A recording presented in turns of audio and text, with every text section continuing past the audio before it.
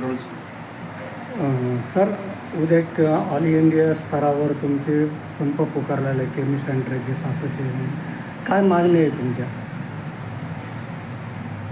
नमस्कार, मी नितीन देशमुख, औरंगाबाद जिल्हा chemist and druggist association president. आमच्या all India druggist and chemist association यांच्या अध्यक्ष माननीय जगन्नाथप्पा शिंदे यांच्या मार्गदर्शनाखाली हा बंद आम्ही 20 मे रोजीचा बंद पुकारलेला आहे. याच्यासाठी आमच्या प्रमुख मागण्या ज्या आहेत, ऑनलाईनमध्ये जो मेडिसिनचा सेल होतो, ज्याला की माननीय हायकोर्टाने स्थगिती स्टे दिलेला असूनसुद्धा वारंवार आम्ही गेल्या 3 ते 4 वर्षापासून सरकारकडे याच्यासाठी मागणी करतो आहे, पाठपुरावा करतो आहे, पण सरकारकडनं कुठेही दाद न मिळाल्यामुळे आम्ही हा बंदचा पावित्र्य all India chemist and druggist असोसिएशनने घेतलेला आहे. हा भारतभर बंद असणार आहे.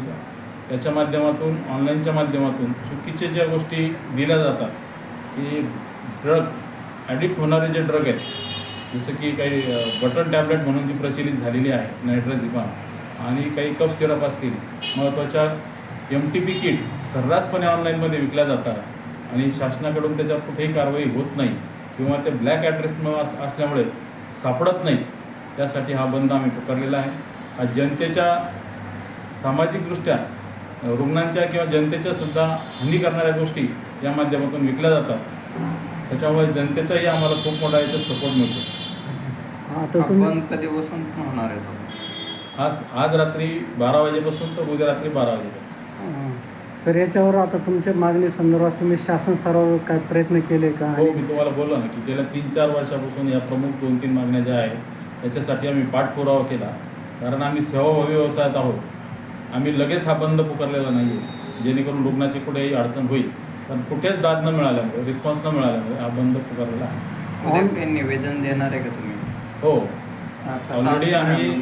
सगळ्या खासदारांना, माननीय पंतप्रधान साहेबांना आणि संबंधित खात्यांचे पियुष गोयल असतील, JP नड्डाजी साहेब असतील, यांना आम्ही आमच्या मागण्याचं निवेदन दिलेलं आहे.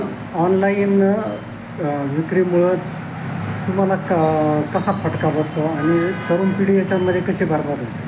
हां, फटका बसण्यापेक्षा महत्त्वाचा विषय असा आहे की 13 लाख केमिस्ट आपल्या देशामध्ये गेल्या 50 वर्षापासून सर्व्हिस देत आहे. जिथे माझं 500 किंवा 1000 लोकसंख्या असेल तिथे आमचा केमिस्ट सेवा देतो.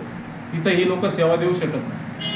हा फक्त जिथे बिझनेस मिळेल, आणि ही लोक आम्ही सेवेच्या उद्देशातून बसलो आहे. ही लोक फक्त व्यवसाय पैसा कमवण्यासाठी इकडं आलेली आहेत. त्याच्यामुळे हा फार मोठा फरक आहे. आम्ही रात्री बेरात्री कधीही सर्व्हिस देतो. कोरोनासारख्या कठीण काळामध्ये केमिस्ट हा सेवेमध्ये 24 तास उपलब्ध होता. तिथं ऑनलाईनवाले गायब झालेले होते, तिथं कुठेही त्यांनी सर्व्हिस दिलेली नाही.